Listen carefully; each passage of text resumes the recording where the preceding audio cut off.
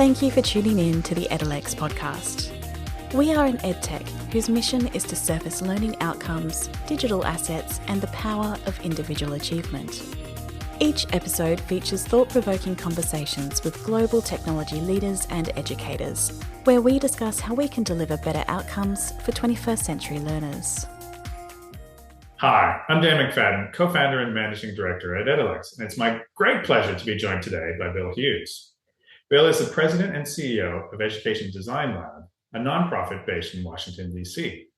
The lab engages learning institutions, employers, and regions using design thinking to unlock economic opportunity via skills-based pathways into and through quality jobs and careers. Before joining the lab, he was the founder and CEO of JobReady, which was acquired by LearningMate. Previously, he was Chief Strategy Officer at Learning Objects, which was acquired by Cengage, and led business development at Pearson. He co-founded Intellis Learning, acquired by Macmillan, and oversaw the transformation of Pearson's learning products into its flagship MyLab platform. Over the past 25 years, he has held leadership positions at Sapient, Mercer, and the Cambridge Innovation Center. In addition, he was a member of the board of trustees of Kaplan University, that became Purdue University Global. Hughes currently serves as a board member of Berkshire Bank and Education Development Center. Bill, thank you so much for joining me today. It's a great pleasure. Dan, it's great. Thank you so much, too. I really appreciate it. Yeah. And we first connected back in a previous life for both of us at Pearson.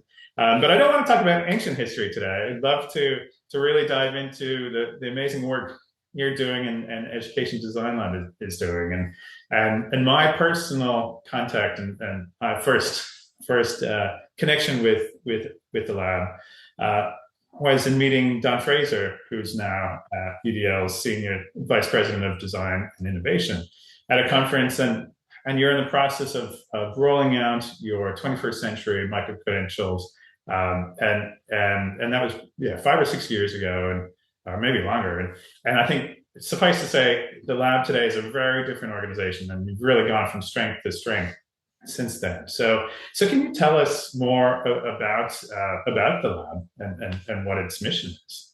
Yeah, great. Thanks, Dan. And Don is I think he's the longest tenured person on staff right now, and has been responsible for so many innovations that we've done and sort of how they've evolved.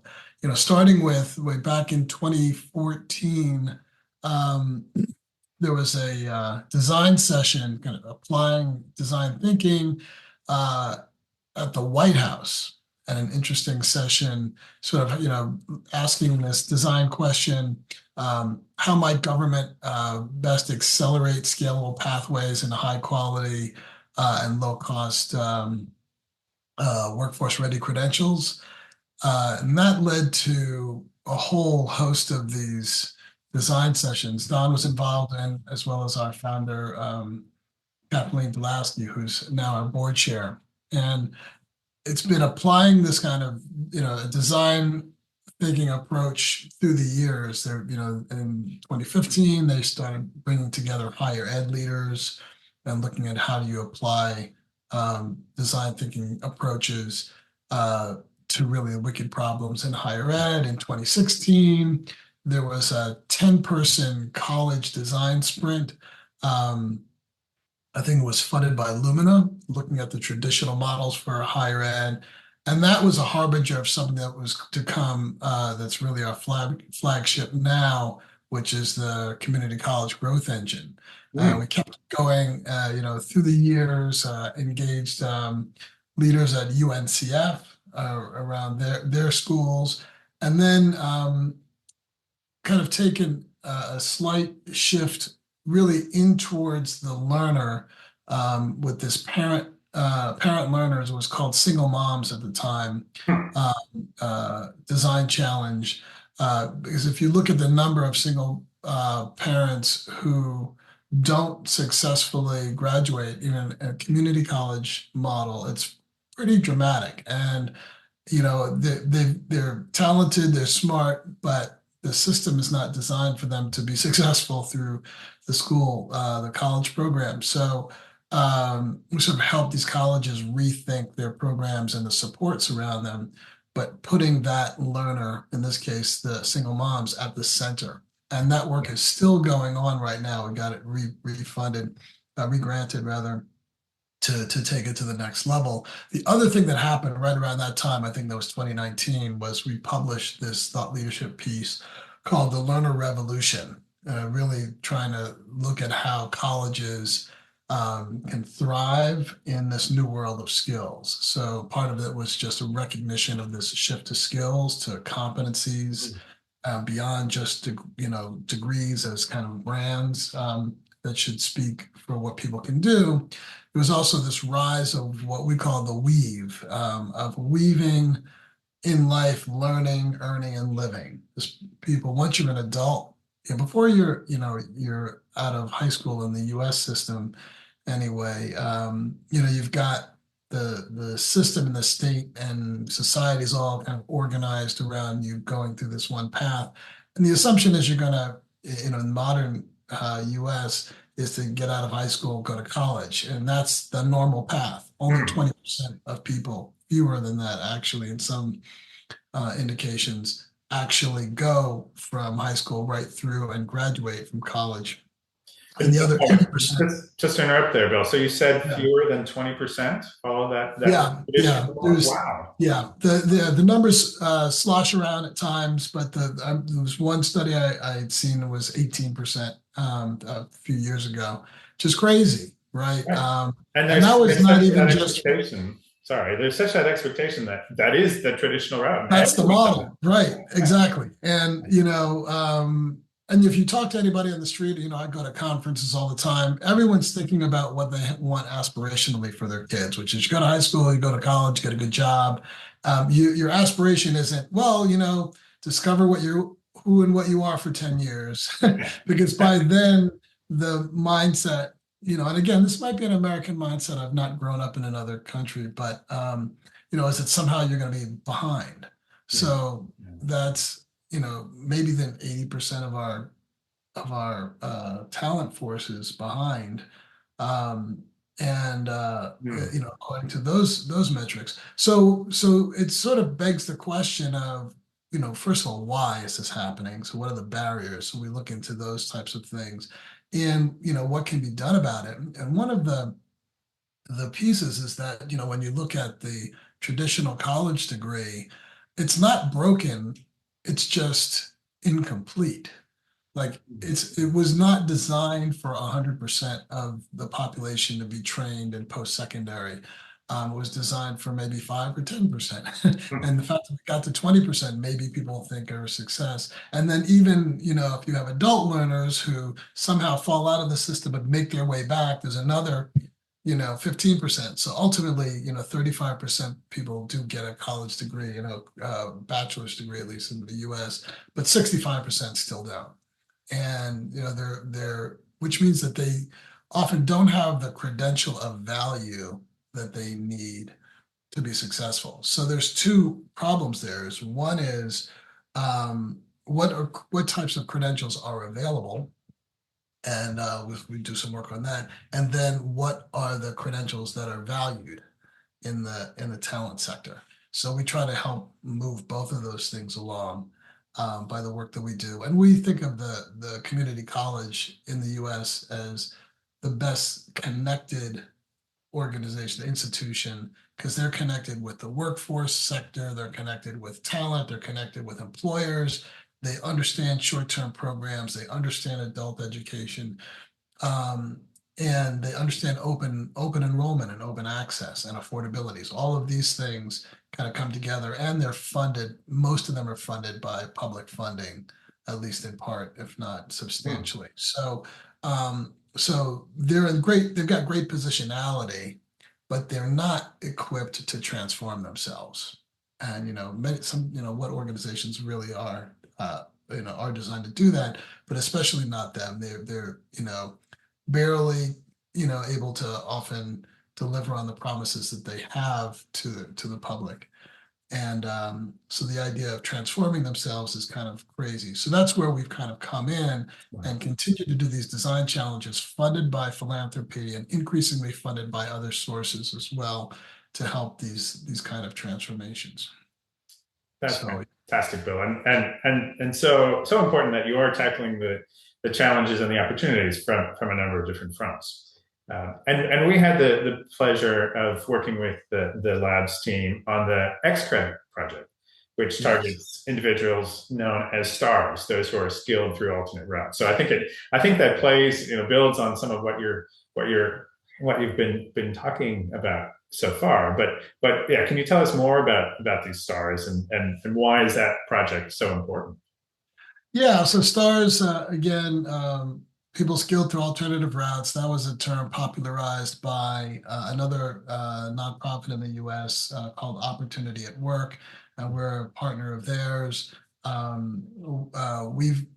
name we came up with, which I think is complementary to that, and it's really talking about the same type of folks, is new majority learner, and the majority is represents the majority of people who don't have these kind of degrees, and the fact that they're learners, they're not learning all the time, but it's the fact that the learning experience has been kind of broken for them. But and those are the folks who need to be skilled through alternative routes. So as opposed to a four-year college degree, it's and even beyond a shorter version of a four-year degree, which is a two-year associate's degree.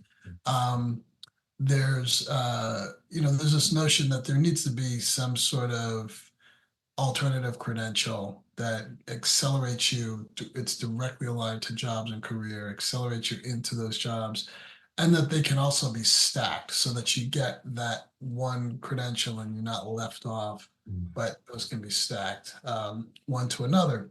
So now in that context, what we discovered is there's, people will show up, and I'll give you an example of people will show up that have skills, but they don't have the credential. Yep. And so then what do you do with those folks? There's one guy who came out of the military. He had run over 100 projects. Clearly skilled. Yeah.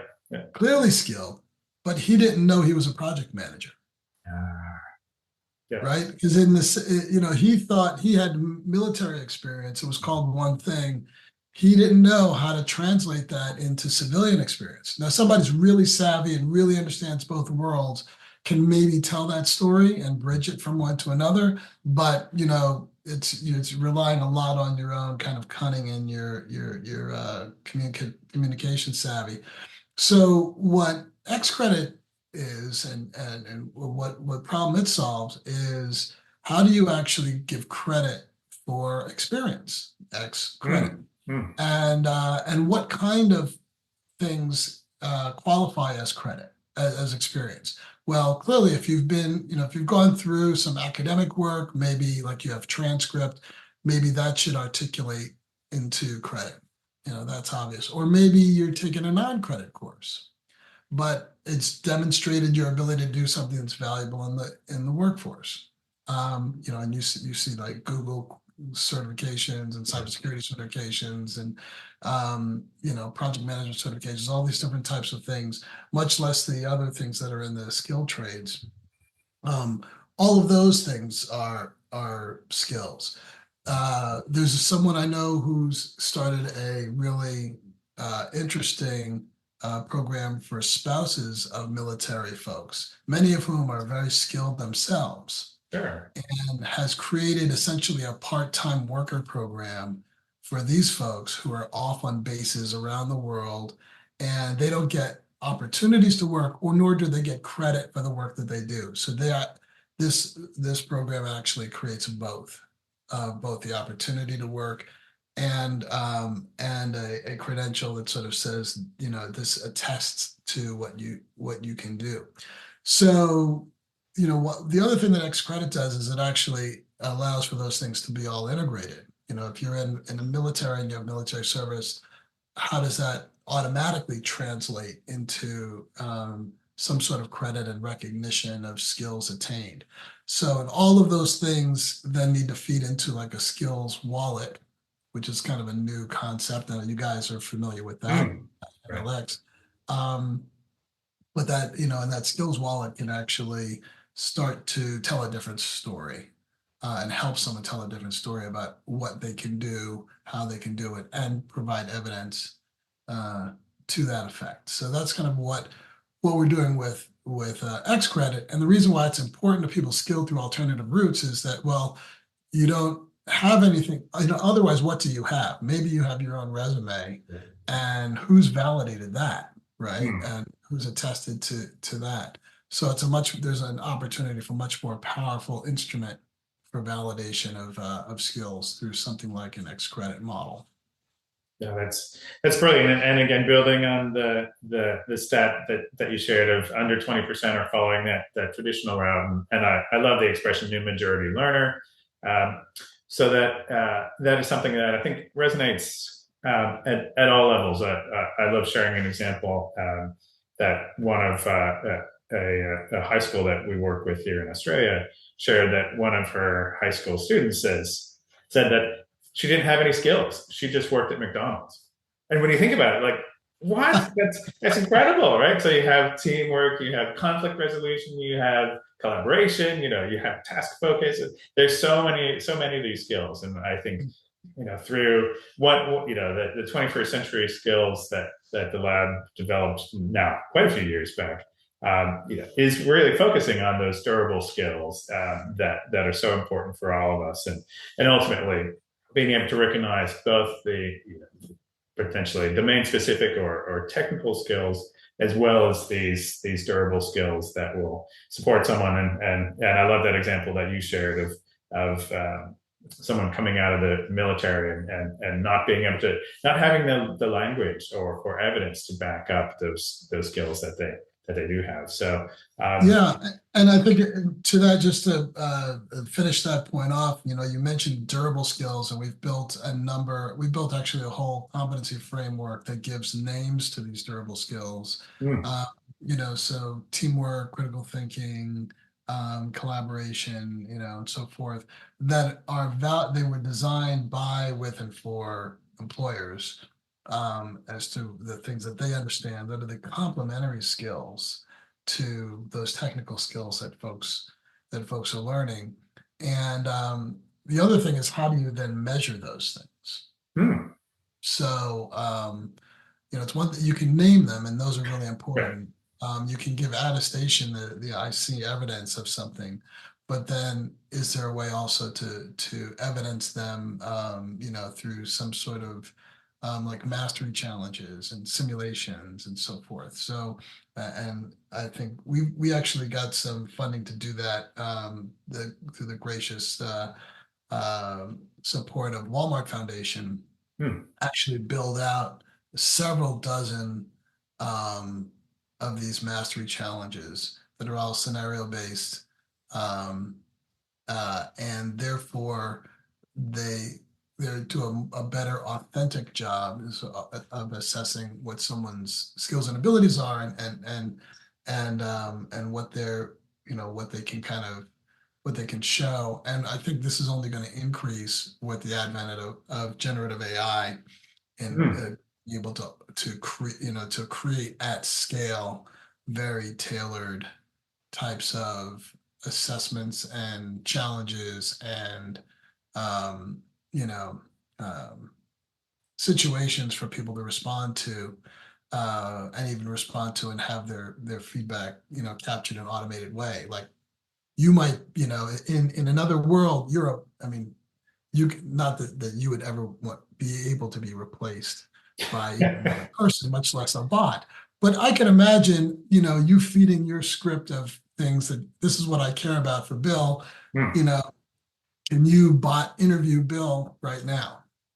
Right? If we had something like Otter turned on, it would be capturing everything I said, summarizing it, being able to look for trends that you care about, and then feeding back to you the same type of feedback that you get if you talk to somebody in your company who's an interviewer, Right. and you don't have the problem of, okay, this person just got off the phone with their partner and they're upset when they're talking to you, or they forgot to go to the bathroom and they can't focus on what you're saying, or they're bleary-eyed and they have a meeting coming up, and so so I think there's even an opportunity for more greater and richer types of kind of non-academic, really, feedback about what people can do. And that's really what we care about. We don't care that they sat through a course. We care about what they could do. If sitting through a course helps you build strength and muscle and skill and patience and experience in doing that, that's great. But that's certainly not the only way. And sometimes it's not the best way. Yeah. No. Well said. Well said. And building on a number of themes that you've shared already, Bill. I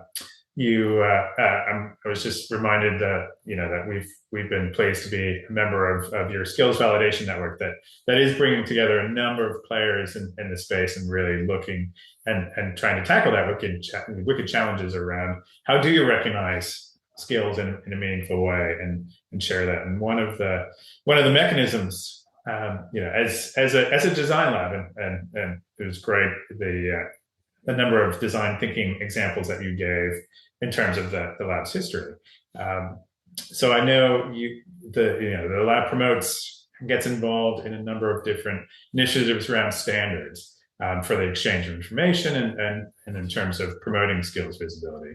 And one of the many admirable things about the lab is that you are often leading the way and pushing and challenging assumptions and models.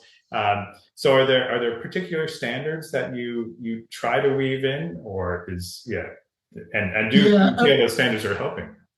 So you're in terms of talking about specifics, because I'm someone who loves standards and appreciates them, and I've used them in other contexts. And I want to be respectful of the work that's being done in standards, but I think they're emergent in this space, and to the degree that they're more than that, I wouldn't do justice to like which one or ones or follow this one or that one, because I know when I was doing that in other spaces, it mattered a lot which what the name of it was.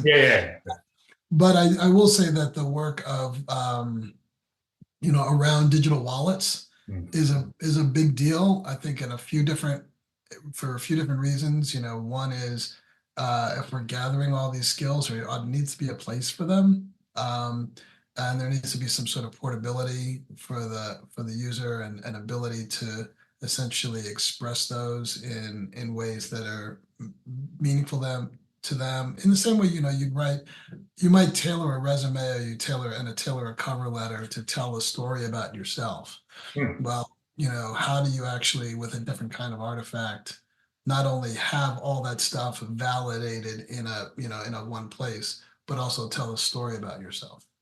Another thing is, in the US, there's a lot of aversion to kind of a national identity record. Right. It's kind of weird. I think there's some, I won't go into like why I think these things exist, but they do. And it's made it hard to have kind of a national record of like who you are and what you can do. But it's starting to happen, like if not at the federal level, at the state level, where states are putting out wallets for things like, when COVID was here, your COVID record, and for in other immunizations, and your driver's license. So My Colorado is where my daughter went to school at one point in Colorado, and the My Colorado wallet was a digital wallet that you could download to her phone, and it had a whole bunch of stuff about her. And the skills work is a little bit behind. It's not the easiest thing to put into wallets and to use, but that's coming. And I won't say there's one standard. There's a bunch of different standards. I guess there's the open badging is probably the one that's closest that I know a little bit about. And when I was at Pearson, we had the Acclaim system which then got acquired by Credly and then got reacquired back by Pearson. And Right. I know they're on a journey around those standards, and I think they're seeking great. As a private company, you have to wrestle with issues of your strategy and interoperability and all that stuff. But I think they're moving in that domain. Other folks like Badger Hmm. are already living in the space of kind of the open badges, so that one badge system and another badge system can interoperate and share your information. And I think all of that is really in support of empowering the learner, so that it's not about an entity, a corporation or institution owning your information, but it's about you owning your information and then making sense of where it makes the most sense for you. So we think those things are important.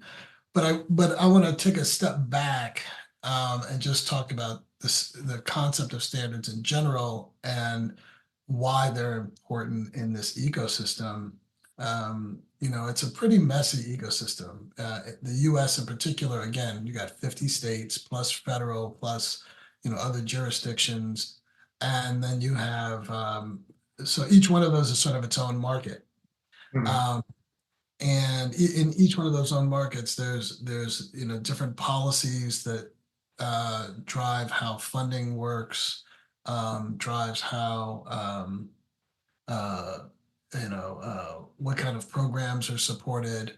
And in some of those states, you have a lot of metropolitan areas. So there's a certain type of work that shows up in those kind of areas. In other states, it's like Australia. It's like, there's a wide open mass, like there's no people. There are probably more prairie dogs than there are people, or kangaroos, whatever, Right. joeys.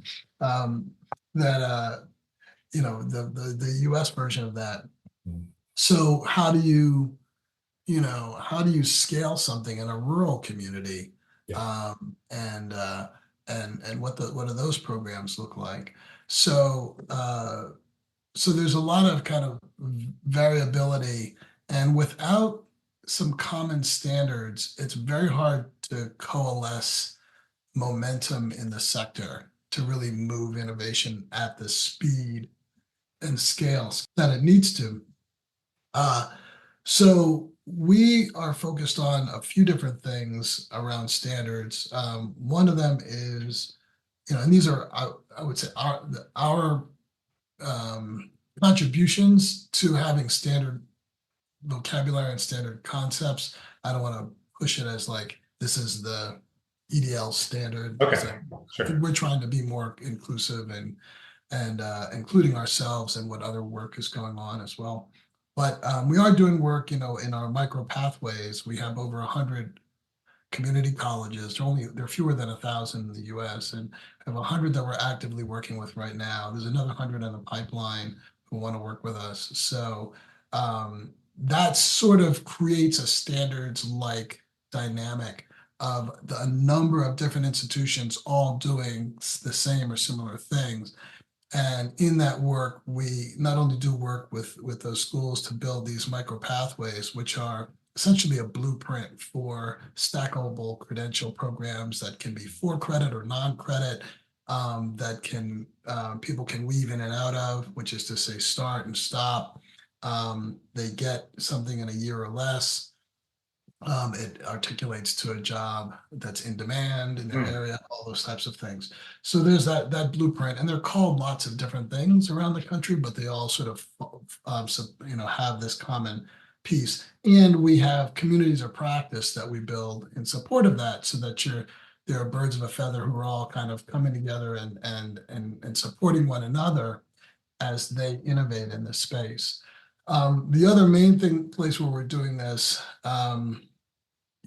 is in two other places. One is in skills visibility, which is what we call kind of the wallet space. So we talked Okay. about wallets. And then the third one is, you mentioned this sort of Center for Skills Validation that Edelex is part of, that um, we've got a notion that if we're going to have skills-based credentials, one of the challenges right now is there are actually like 1 million micro credentials. I think they're in this system called Credential Engine, which is another system that has some sort of standardization around a credential registry. We support that, so that's another one maybe to put on the list. But with those 1 million credentials, that's way too many for any employer to really understand, like which one and which ones are good and how do I make sense of all that. So there needs to be some sort of quality criteria that comes, on top of that. There's some quality initiatives like the Equos initiative that JFF has been pushing forward, but there's also this need, I think, that's for sort of ex post quality, like what programs have shown that they have success, that they have successful outcomes. But I think there's another way of defining quality, which is also matters, which is design quality. Like, is something designed right? Right. And if it's designed right and has the right design characteristics, then it intrinsically has quality. And I think that's an important thing to do for people who are designing new things, because the feedback loop is too late if you wait to see outcomes to know whether you did it right. So we believe one of the key pieces of quality for skills-based credentials is a coherent, consistent, understood way of measuring skills. And we call those skill validators. And they can show up in lots of different ways. They could be an assessment or a mastery challenge or simulation that someone goes through. It can be an attestation at the end of an internship or an apprenticeship that someone says, I attest that these things have happened. But in all these different cases, there needs to be some common sensibility about what these things are, what they're attesting to, what they're referencing. If they're drawing from skills taxonomies, to have clear kind of referenceability to those. If they're generating new kinds of skills, there's probably something around there. And also the functionality of it to be able to help a learner, earner tell their story.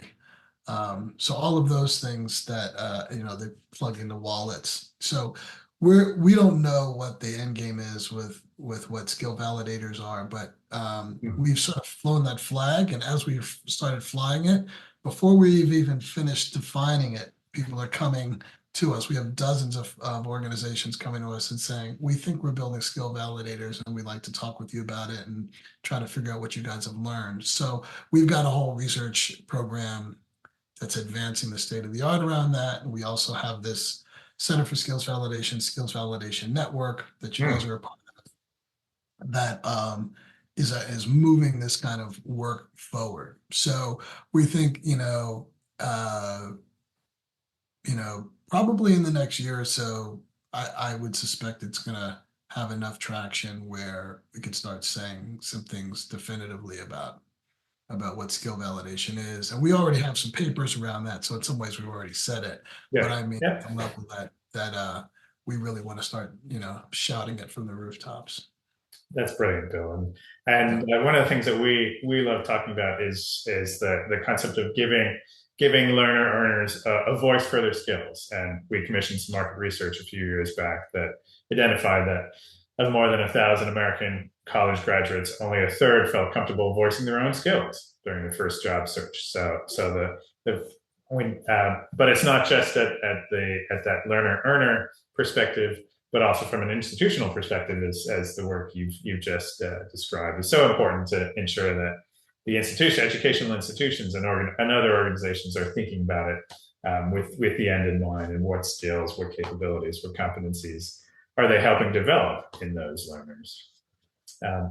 Shifting gears a little bit, I'd love to talk about the grant that you received from Mackenzie Scott and her Yield Giving Foundation, and which is just amazing. And I understand typically it's not something you apply for, but they look at they do background research on and not for profits that are doing amazing work, and then suddenly you receive this grant. So congratulations on that. That's amazing. So what does that mean for the lab, and what do you do with something like that? Yeah, that's a really good question. So we first of all, we're so grateful to McKinsey Scott and the Yield Giving Foundation that we announced it publicly, so I'll say we received $6 million of unrestricted funding, which was the largest unrestricted single grant that we've ever received. And it very quickly accelerated, so for me as CEO, we've got some financial goals, and one of our goals is over time, you build up your reserve of unrestricted funds, which gives you some more cushion to do a few different things, which I'll mention. So first of all, it accelerated that a lot.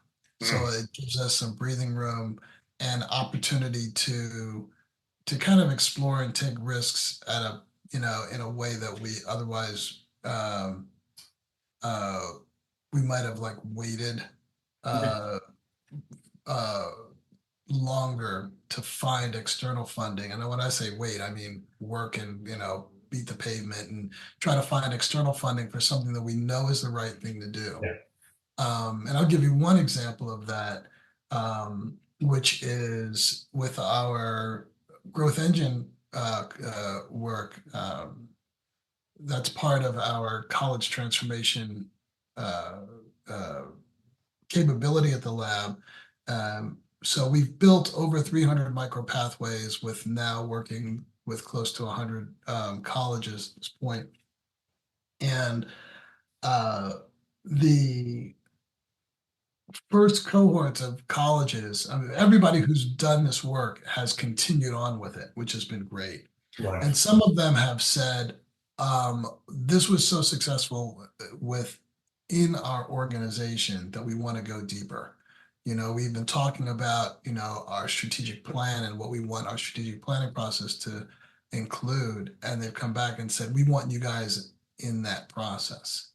So, because they realize now, if you're creating a new category of credential, it's really a new category of market that you're going after. And in some of these places, 50% of the folks that are enrolling with them are coming from some sort of alternative direction than the traditional. So, and when you think about traditional enrollments declining, there's one group we were talking about the other day. Traditional enrollments are declining, but this credential kind of micro pathway style stuff is growing anywhere from 20 to 40% a year. Wow. Yeah. So all of a sudden people are like, oh, maybe this is strategic. So what is our plan around it? And what is it that we have to, why do we have to work with the lab in order to even do this? And the answer is that just not organized to to shuffle everything around. And the way that we get folks to shuffle things around is we say, let's find a transcendent purpose, which is the learner, right? What is the learner's journey? How do we empathize with the learner and the learner's need? And then, and that's on one side of the equation. And then the other side of the equation is employers, because if employers are not engaged, then it doesn't really matter. So what do employers need in our region? How do we work more effectively with them? And then it starts to suggest, well, how do you actually staff your organization differently so that you have better connectivity with learners, better connectivity with employers, and where faculty and program designers are working together with new sets of goals beyond the academic goals that really are helping learners. They came to us with all that. We're out there now starting to look for funding to get that going. But there's a half dozen of them who said, we love that and we're ready now. Yeah. So, we're able to sort of, begin that process a little sooner than we would have otherwise. and do it in earnest. And, so we're not leaving people out hanging, but, we do need to continue to raise money and support programs like this. But, having the starter dough, the seed to be able to do that, the working capital that we can borrow from, and our goal is really to treat it like a bit of an investment fund, to invest in projects that we think others are going to fund, but we want to basically seed it and then replenish and grow. And that allows us to continue to stay a bit ahead of the curve, continue to take a little bit more risk, so that we don't get sort of slowed down by the vagaries of the funding cycle, things like that. Which is so important these days. Is with AI, and you flag, no conversation can go by without mentioning AI. It obviously is having a massive impact on the economy, on businesses, on individuals, right? So there's that question of threats to their jobs and opportunities. Yeah, exactly. And you mentioned our mutual friend Don Frazier before, and Don, about a year ago, a little over maybe a year and a half ago now, came to me and started talking about AI and his interest. And he said, well, why don't we try this or that? We got together as a leadership team and agreed that, we can't go into this year without making a commitment to building our own capabilities in AI. So we were able to, and we did this even before the McKinsey Scott money, but we made an investment in training the entire staff on AI. The McKinsey Scott money made that less of a perilous, heart palpitating thing. So, investing so that now we have projects that we do where, traditional research approaches pale in comparison to ones that can be done, with AI. We're able to do a lot more interviews like this, automatically transcribe, automatically process and analyze, find trends, things like that. We can look at, new concepts like we do a lot of persona work, where the purpose of the persona is to have the intentions and the experience and the situation of end users, of new majority learners, stars, be represented in the design process. And, we see opportunities even for AI to support that. And then, I had mentioned before, there's places where, whether it's improving the learning experience or an assessment experience, or even translation experience for, of skills from, there's a project with a group called Astrum U that we pioneered a year ago that about automating the reading of military records, for example, and having those translate directly into wallets. So so that's a big deal, and there's going to be a lot more, be a ton more. And the other thing about AI, so that's all the good, here's what's possible side. Right. And then it's sort of like, oh yeah, we invented gunpowder. Hooray. 3 people come back with their hands blown off, right? So it's like, okay, maybe we need to have some rules and some guidelines and some safety around this. And it's a serious issue, because it's not, AI, unlike gunpowder, people are not explosive themselves. They can have explosive personalities, but they themselves don't coexist. But human beings are being imitated and replicated, and aspects of human experience are being imitated and replicated by AI. So, and AI doesn't even, the fuel for AI is us, right? It gets no smarter than what we allow it to get.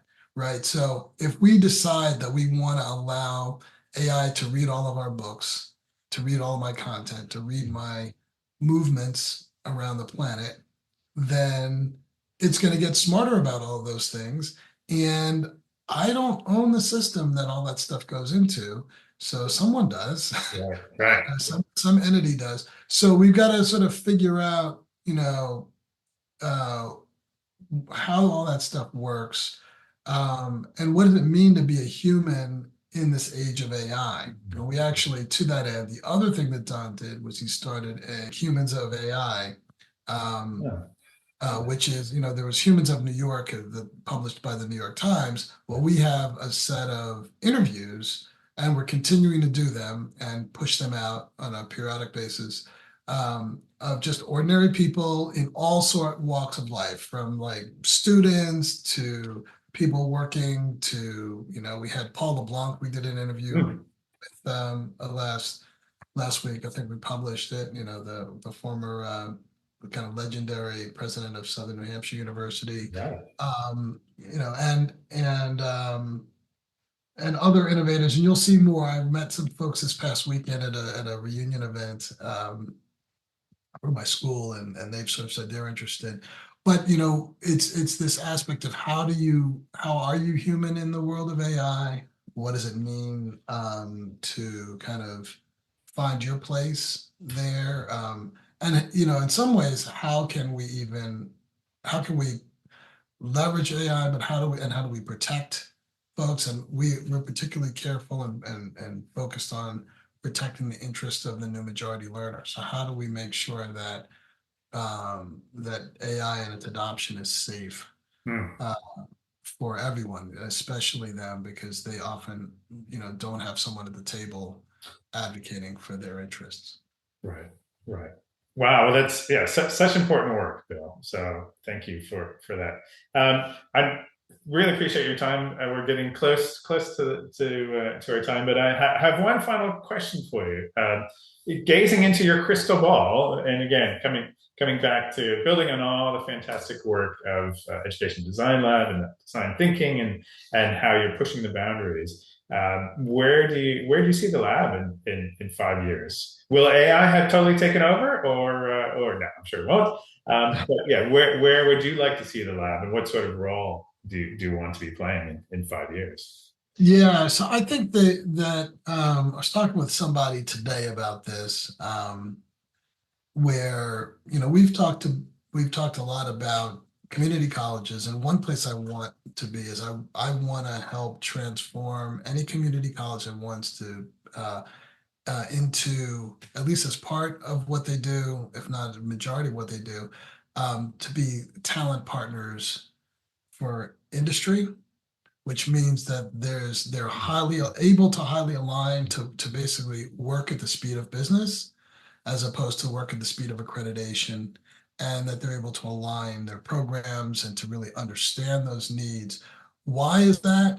Well, ultimately our focal point is the new majority learner, Hmm. but we can't, and specifically with respect to them, supporting their best economic outcomes and their best career outcomes. Well, we can't do that if industry is not, you know, a part of the equation, because they have, Yeah. you know, they're the demand side of the talent equation. But in addition, and we think that having them be good talent partners is going to transform them. I think it'll make them a lot more compelling and relevant in our society. It's a big investment the society makes in the U.S., especially. So we also can only really do that if we are good partners with talent.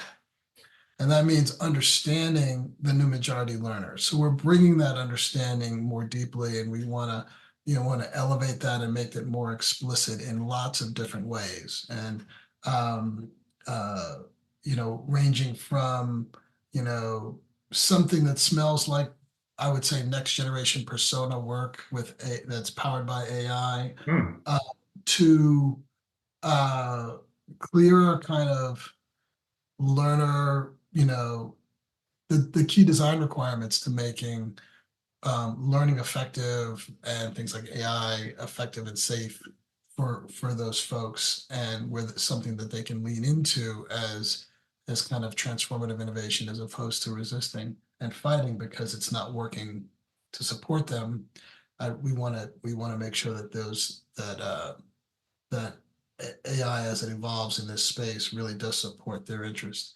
And then the third, you know, thing is if we can help colleges if we can be better partners with them, if we can help colleges be better partners with industry, that also ought to enable colleges, frankly, to help industry be better partners with talent.